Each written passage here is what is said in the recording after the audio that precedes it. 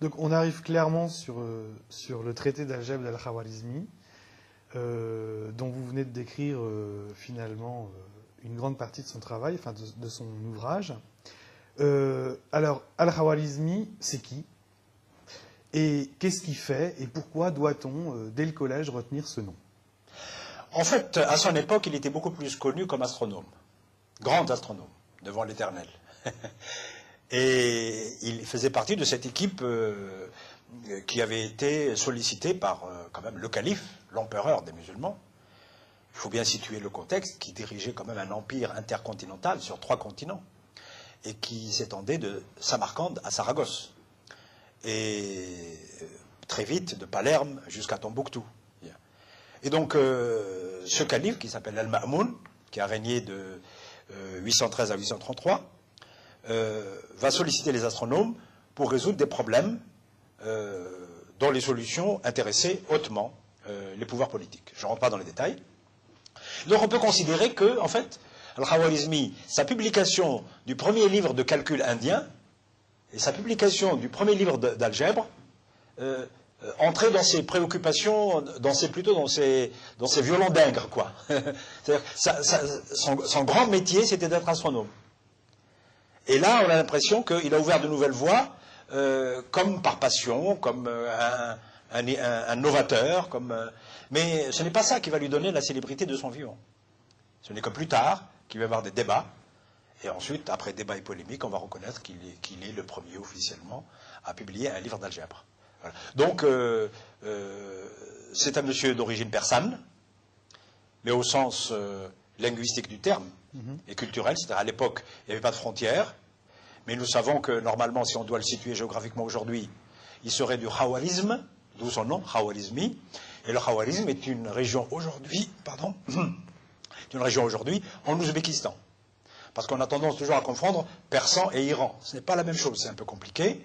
Bon, maintenant, aujourd'hui, chaque nation tire à elle la couverture pour dire ce mathématicien, il est de chez nous, mais en fait, il est d'origine de l'Ouzbékistan. Cela dit, nous ne savons pas s'il est né en Ouzbékistan, de l'époque du moins, et puis il est arrivé à Bagdad. Si ses parents sont arrivés à Bagdad à un certain moment et puis il est né à Bagdad, toujours est-il que c'est un mathématicien astronome qui a pensé en arabe, qui a écrit en arabe, qui a publié en arabe, qui a enseigné en arabe. Voilà. Vous avez prononcé le mot de novateur. Alors, Al-Khawarizmi est-il novateur? Si oui, en a-t-il conscience? Alors, vous avez déjà plus ou moins répondu à cette question, mais j'aimerais que vous nous décriviez un peu les objectifs de cet astronome mathématicien pour l'écriture de ce livre. Est-ce que c'est simplement une réponse à son calife, ou est-ce qu'il veut aller plus loin? En tout cas, si on reste uniquement au niveau des textes, c'est lui qui nous révèle, dans l'introduction à ce livre, dont je n'ai pas encore donné le titre d'ailleurs, oui. Il faut quand même le donner, qui s'appelle... Enfin, je ne l'ai pas donné parce qu'on n'est pas sûr du titre, tout simplement. Alors, aujourd'hui, les spécialistes considèrent que le titre, il faut le tirer d'une phrase qui est dans l'introduction, et qui est l'abrégé du calcul par la restauration et la comparaison. Le mot restauration, en arabe, on l'appelle al-jabr, l'algèbre. Et donc, en fait, le nom de cette discipline sera restauration et comparaison. On dira toujours la discipline, l'art de la restauration et de la comparaison. On dira al-jabr wal-muqabala. Et on le dira même en Europe, même entre le XIIe siècle et le XVe siècle. On va garder les deux termes arabes. Par exemple, lorsque ce livre va être traduit en latin, on va l'appeler Liber Algebra et Muqabala, en gardant les deux mots arabes. Bien. Et donc, ce livre d'algèbre, il l'a écrit, il le dit lui-même, pour répondre à une commande de l'État, une commande du calife. Pourquoi? Parce que le calife a considéré que la société qu'il dirigeait maintenant avait besoin d'instruments pour résoudre les problèmes de la vie de tous les jours. Ce qui est tout à fait crédible et vraisemblable, parce que les hommes politiques, quand ils dirigent une cité, ils ont besoin que les scientifiques leur donnent des réponses aux problèmes qui se posent.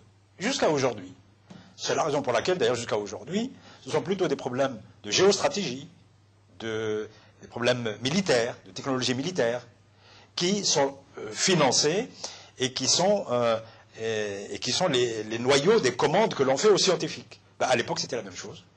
Les premières commandes faites par les grands califes, c'était de demander aux astrologues d'écrire de bons livres pour prédire l'avenir, surtout des pouvoirs politiques. C'était l'instrument de prédiction de l'avenir, ça c'est normal, et après on pourra manipuler. C'était pour les astronomes de leur faire des cartes de géographie fiables, parce qu'à l'époque ce sont les astronomes qui étaient les géographes, pour pouvoir quand même gérer leur territoire immense, parce que c'était le premier empire monde de cette étendue. Et puis ils vont demander aux calculateurs, bien, quoi? Eh bien, les outils pour résoudre les problèmes de la vie de tous les jours. Parmi les problèmes de la vie de tous les jours, eh bien, il y a la collecte de l'impôt. Et pour collecter l'impôt, il faut savoir mesurer les terrains, mesurer les habitations, en volume aussi, les immeubles, etc. Et donc définir l'assiette de l'impôt. Alors pour cela, il faut du calcul. Et on a considéré que certains calculs, en particulier de répartition des terres, etc., eh bien, on ne pouvait pas les résoudre uniquement avec les méthodes anciennes, purement arithmétiques. Il y avait d'autres méthodes, que l'on appelle aujourd'hui algébriques, qui étaient nécessaires. En particulier celles qu'on appelle les méthodes des équations du premier et de second degré. Alors lui, quand tu lui as posé la question, il ne savait pas qu'il fallait utiliser ces outils. Il lui dit, faites-moi un livre, un vademecum, ou un ensemble d'outils, pour que mes sujets puissent résoudre leurs problèmes de la vie de tous les jours. Alors c'est intéressant justement le mot ensemble d'outils ou vademecum, alors que tout à l'heure on a parlé, peut-être abusivement, je ne sais pas trop, d'une tentative de théorisation. Et pour autant, si je suis le titre, enfin la première phrase de l'introduction d'Al-Khawarizmi, c'est le livre condensé ou résumé Al-Mukhtasar. Et alors, si je condense, enfin si j'écris un condensé, c'est que ça existe. J'apporte rien de nouveau. J'écris en quelques papiers, en quelques feuilles, ce que je fais tous les jours, ou ce qu'on fait tous les jours à côté de moi, pour faire effectivement un pense-bête, ou pour dire, voilà, les outils dont vous avez besoin pour répondre à tel problème, vous pourrez les trouver ici. Alors pourquoi un tel condensé, un tel résumé arrive à ce statut d'un traité qui est quand même, vous le dites, l'acte officiel de naissance de l'algèbre? Ben, la réponse est dans une chanson de Jacques Brel. C'est parce que c'est un monsieur qui, au IXe siècle, a su faire du neuf avec du vieux. Et la nouveauté, ce n'est pas seulement inventer des choses, découvrir des choses. C'est de créer une théorie. Une théorie, c'est en fait, c'est toujours une théorie par définition même. Ça part d'éléments existants. Et l'innovation, c'est dans la construction, dans l'agencement des éléments existants, auxquels, évidemment, on sent très vite, le théoricien va ajouter des éléments nouveaux. Mais ces éléments nouveaux seront plutôt des éléments théoriques, qui sont des découvertes de son esprit, à partir de ce qui existe objectivement. C'est ce qui va se passer. Donc ce n'est pas contradictoire. Lui-même dit, mon livre c'est un abrégé, sous-entendu, j'ai rassemblé des éléments en triant un peu, il a tamisé quand même. Le fait même de tamiser, c'est une démarche. S'il n'avait pas tamisé, il aurait fait du plagiat. Et à ce moment-là, on aurait dit, il aurait mieux fait de nous donner la copie mésopotamienne, si elle avait existé. Bon, peut-être qu'elle contiendrait beaucoup de problèmes qui nous intéresseraient sur les activités de l'époque.